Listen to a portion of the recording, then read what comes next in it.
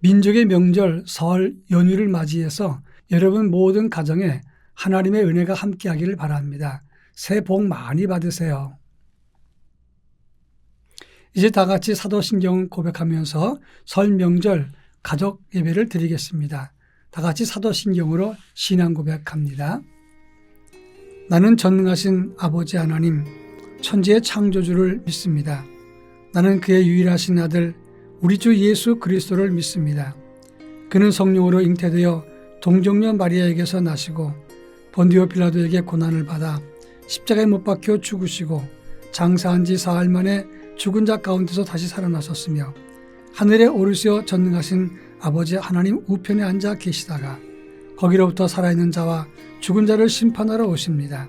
나는 성령을 믿으며 거룩한 공교회와 성도의 교제와 죄를 용서받는 것과 몸의 부활과 영생을 믿습니다. 아멘. 찬송가 559장 4절의 봄바람 불어있고 1절과 3절을 부르겠습니다. 찬송가 559장을 부릅니다. 사절의 봄바람 불어있고 하나님 아버지 모셨으니 믿음의 반석도 든든하다. 우리 집 즐거운 동산이라. 고마워라 임마누엘. 예수만 섬기는 우리 집. 고마워라 임마누엘. 복되고 즐거운 하루하루. 아침과 저녁에 수고하여 다 같이 일하는 온 식구가 한 산에 둘러서 먹고 마셔. 여기가 우리의 낙원이라. 고마워라 임마누엘. 예수만 섬기는 우리 집. 고마워라 임마누엘. 복되고 즐거운 하루하루. 이 시간 모두를 위해서 허상의 장로님께서 기도하시겠습니다. 은혜가 풍성하신 하나님 아버지, 새해를 맞이하는 일 설 명절에 저희가 함께 모여 뜻깊은 예배를 하나님께 드리게 됨을 감사드립니다. 또한 사랑하는 가족들이 주 안에서 반갑게 만나 교제케 하시니 참으로 감사합니다. 모든 가족들 그동안 어려운 가운데서도 함께 하시고 지켜 보호하심을 감사드립니다. 지난 한 해 동안 지켜주시고 또한 새해 새로운 삶과 꿈을 열어가게 하시니 감사합니다. 주님, 이 명절 동안 저희가 서로 사랑하고 나누며 겸손히 주님의 뜻을 따르는 삶을 살게 하옵소서. 주님, 저희 가정이 올 한 해 주시는 말씀을 통해 하나님의 은혜 안에 거하는 가정이 되게 하여 주시고 하나님을 더욱 사랑하고 하나님을 알며 하나님께만 소망을 두는 가정이 되게 하옵소서. 그리하여 하나님이 구원자이시며 위로와 평강의 하나님이심을 우리 가정을 통하여 이 땅 위에 증거되게 하여 주시옵소서. 특별히 사랑하는 가족들의 출입을 지켜주시고 성숙한 신앙인이 되게 하옵소서. 직장과 세우신 생업에 복을 더하여 주시고 존경받고 본이 되는 부모가 되게 하시고 서로를 아끼는 가정이 되게 하옵소서. 저희 가족들의 필요를 채우시고 이 명절이 우리 모두에게 은혜와 기쁨이 넘치는 시간이 되도록 인도해 주옵소서. 모든 것을 주님 손에 맡기며 예수 그리스도 이름으로 기도드립니다. 아멘. 하나님의 말씀은 열왕기상 2장 1절로 4절 말씀입니다. 구약성경 열왕기상 2장 1절로 4절 말씀을 제가 봉독합니다. 다윗이 죽을 날이 임박하매 그의 아들 솔로몬에게 명령하여 이르되 내가 이제 세상 모든 사람이 가는 길로 가게 되었노니 너는 힘써 대장부가 되고 내 하나님 여호와의 명령을 지켜 그 길로 행하여 그 법률과 계명과 율례와 증거를 모세의 율법에 기록된 대로 지키라. 그리하면 내가 무엇을 하든지 어디로 가든지 형통할지라. 여호와께서 내 일에 대하여 말씀하시기를 만일 네 자손들이 그들의 길을 삼가 마음을 다하고 성품을 다해 진실이 내 앞에서 행하면 이스라엘 왕위에 오를 사람이 내게서 끊어지지 아니하리라 하신 말씀을 확실히 이루게 하시리라. 아멘. 러시아 3대 문호 중에 한 사람이고 죄와벌이라고 하는 소설을 썼던 도스토옙스키는 28살 때 이 러시아에서 사회주의 혁명단체에 가입했다는 그런 이유로 사형 선고를 받았습니다.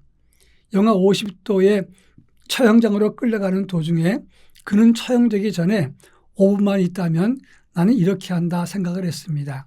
첫째는 짧게 유언하는데 2분, 그리고 삶을 정리하는데 2분, 그리고 하늘과 자연을 우러러보는데 1분, 이렇게 마지막 5분을 쓰리라 생각을 했답니다.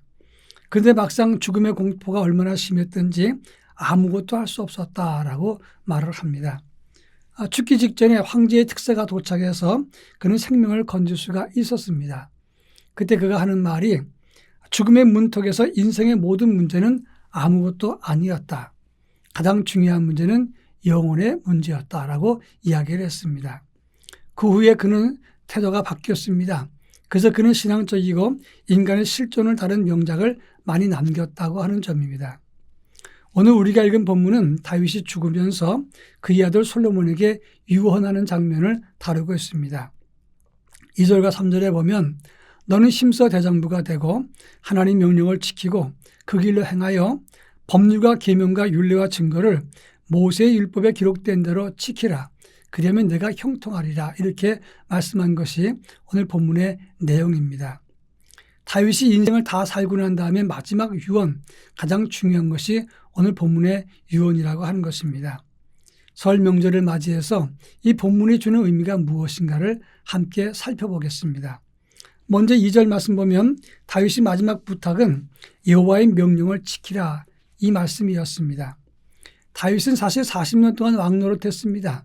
그러나 이 다윗이 왕이 되기 13년 동안은 사울왕 때문에 도망다니고 고통의 세월을 지냈습니다.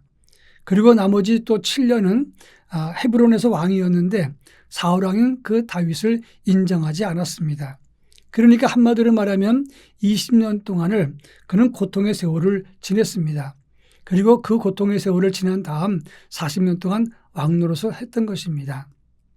그런데 왕이 된 이후에도 평생 전쟁을 하고 가나안 정복 전쟁뿐만 아니라 영토 확장을 위해서 그 주변 나라들과 전쟁을 했습니다. 나라가 강성해졌지만 자기의 아들 압살롬의 반역 때문에 그는 맨발로 도망치는 그런 수치와 굴곡도 겪게 되었었다고 하는 것입니다. 이렇게 드라마틱한 인생을 살았던 다윗이 인생 마지막 길에 가는 마지막 결론이 너희는 여호와의 명령을 지키면서 그 길로 행하라 이 말이 씀이었습니다. 여기서 명령을 지키란 말은 말씀의 파수꾼이 되라는 말이고 그 길로 행하란 말은 이 길이란 말은 데레크란 단어인데 하나님 명령과 법도를 말하는 것입니다. 평생 빛나는 업적이 있어도 고난과 역경을 뚫고 자기 목적을 이뤘어도 하나님의 뜻과 명령을 따르지 않으면 허다라는 사실을 다윗은 분명히 알았기 때문에 이를 경험해서 그는 간절하게 자기 아들에게 이것을 유언했던 것입니다. 꽤 오래전에 어떤 가정에 강도가 들어서 이 아이의 손가락을 절단했습니다. 그래서 신유가 접수됐을 때 경찰에서는 엽기적인 상해 사건이라 생각을 하고 긴장하고 조사를 했습니다. 근데 나중에 조사한 다음에 알고 보니까 보험금을 노렸던 아버지와 아들의 자작극이었다는 것이 발견이 되었습니다. 실업자였던 아버지는 보험금을 타내기 위해서 아들의 손가락 하나를 잘랐습니다.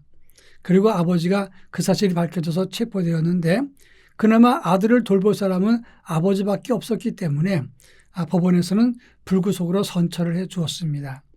저는 그때 그 사건을 보면서 아버지가 풀려나서 다행이지만 그런데 아이는 마음속에 얼마나 평생도록 큰 상처가 되었을까 이런 생각을 했습니다. 이 두 사람의 자작극이 성공했어도 그것은 진정한 성공이라고 볼 수 없는 겁니다. 많은 사람들은 세상적으로 성공을 하고 자기 뜻대로 되면 성공이라고 말하지만 하나님의 도를 벗어난 것은 아무리 큰 업적을 남겼어도 성공이라고 말할 수가 없는 겁니다. 수학 문제 중에 어려운 문제가 있습니다. 53 곱하기 4830 곱하기 8450 곱하기 84 곱하기 0은 0입니다. 아무리 많은 수를 곱해도 하나님의 뜻이 아니고 하나님의 아니라 그러면 우리는 아무것도 없는 것이 되는 겁니다. 그런 차원에서 다윗은 솔로몬에게 끝까지 여호와의 말씀을 따르라. 그 말씀을 듣고 그 말씀을 따르라 이렇게 권면했던 것입니다. 그런가 하면 다윗은 지금 솔로몬에게 인생의 목표를 바르게 설정하도록 가르쳤습니다. 이것이 복된 가정이 되는 비결입니다. 3절에 보면 하나님 말씀과 계명을 기록된 대로 지키면 내가 무엇을 하든지 어디로 가든지 형통하리라 이렇게 말씀하고 있습니다. 다윗은 솔로몬에게 나라를 잘 다스려라, 성공해라, 정치는 이렇게 해라 방법을 가르쳐 주지 않았습니다.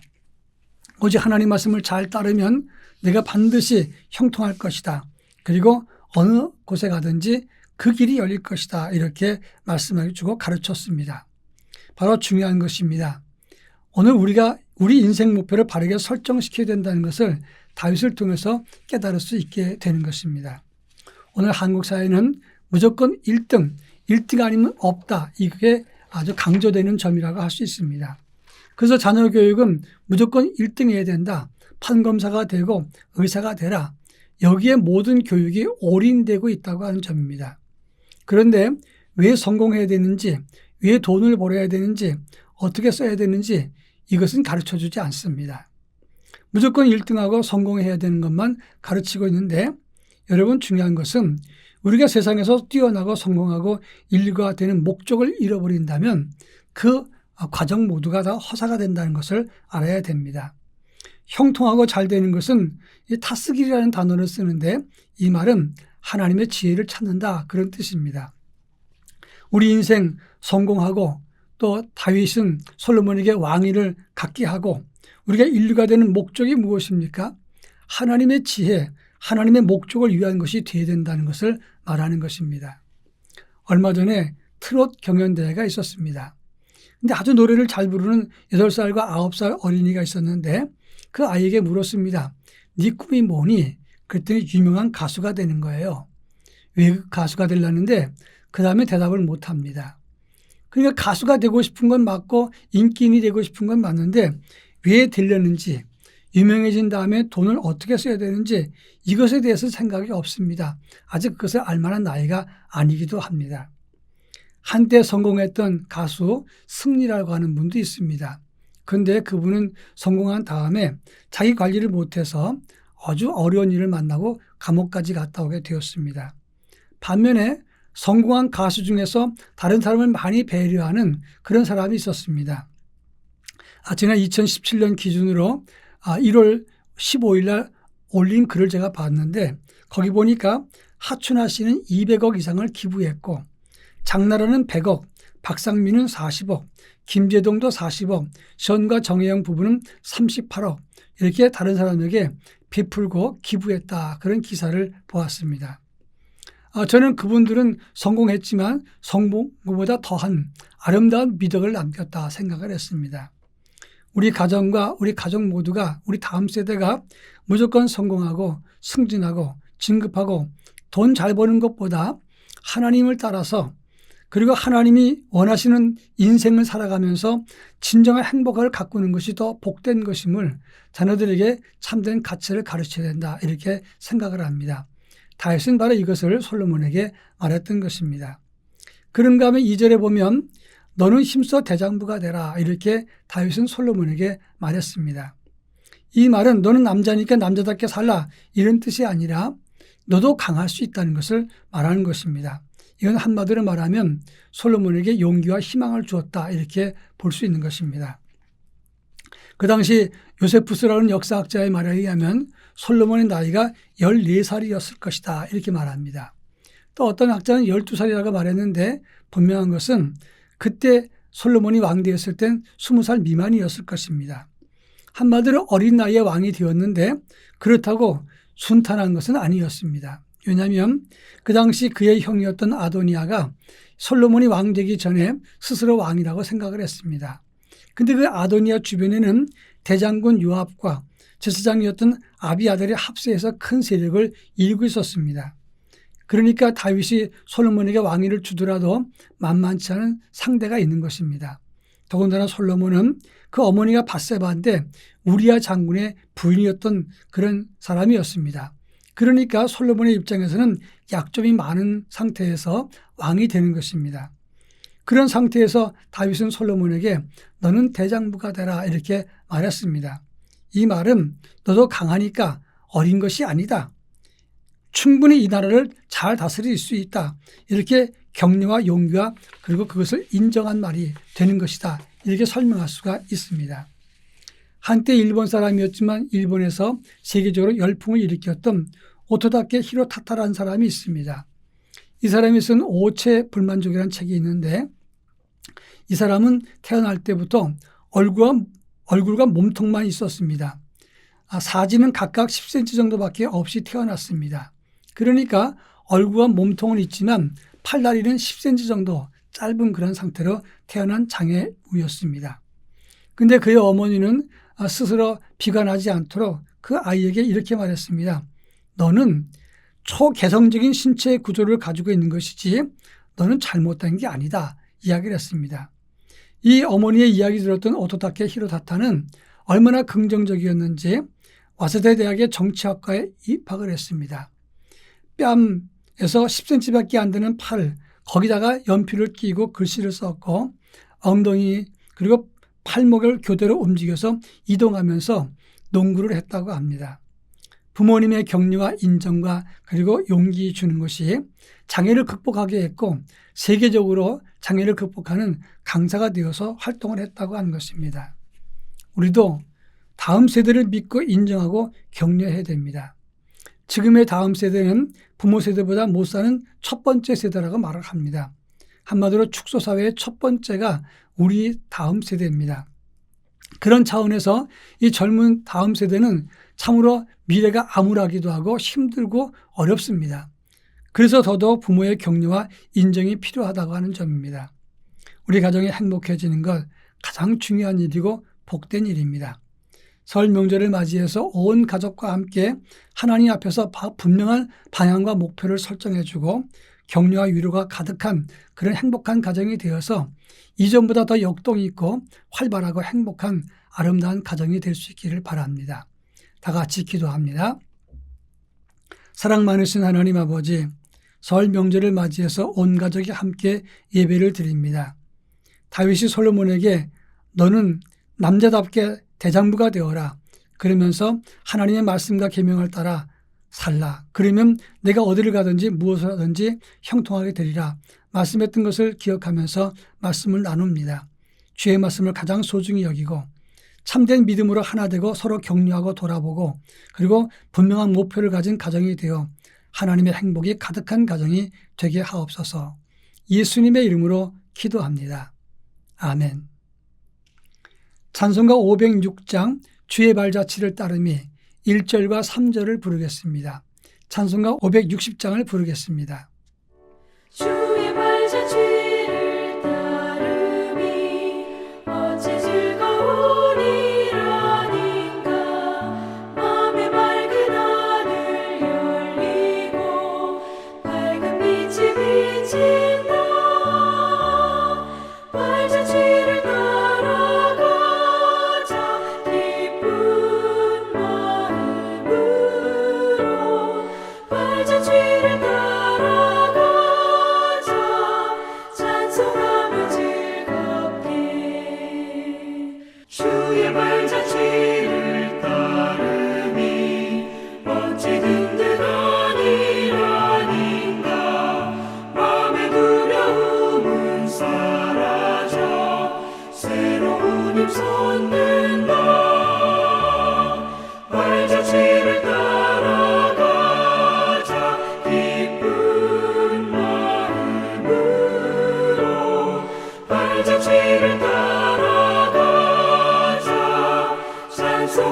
즐겁게